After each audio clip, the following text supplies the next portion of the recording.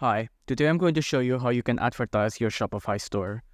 There's a lot of option for you to go down. You can either write blog posts or you can just advertise it on your personal social media account.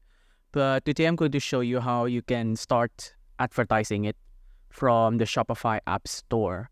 So how do you get to the Shopify App Store?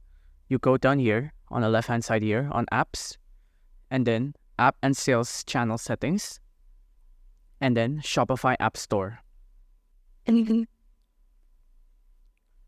then from here, let's just search ads. And from here, you'll see a lot of ads apps that you can go down. You can either advertise it on TikTok, you can advertise it on Facebook ads, Google ads, and AI. You can advertise it in Snapchat, you can advertise it in Facebook. There's a lot you can go down here. Of course, I can't cover all of the method here.